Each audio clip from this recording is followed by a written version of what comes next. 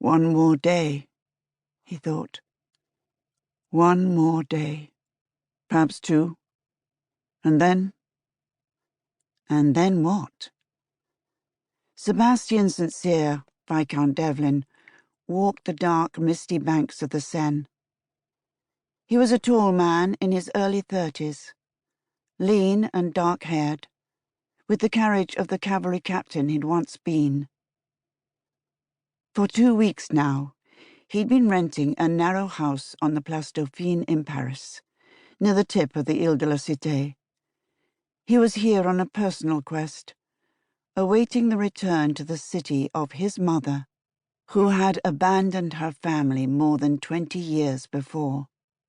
Waiting to ask for answers he wasn't sure he was ready to hear. The night air felt cold against his face, and he thrust his hands deeper into the pockets of his caped greatcoat.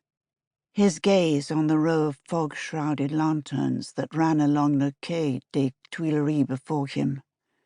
The great ancient city of Paris stretched out around him in a sea of winking candles and the dull yellow glow of countless oil lamps. He could hear the river slapping against the stones of the embankment beside him, and the creak of an oar somewhere in the night, but much was hidden by the mist.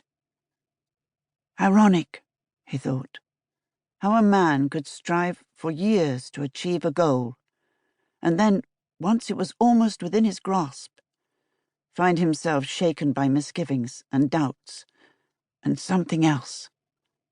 Something he suspected was fear. He turned away from the dark, silent waters of the river and climbed the steps to what had been called the Place Louis XV, before it was renamed the Place de la Révolution. It was here that the guillotine had done some of its deadliest work, whacking off well over 1,000 heads in a matter of months. The blood had run so thick and noisome that in the heat of summer the people who lived nearby complained of the smell.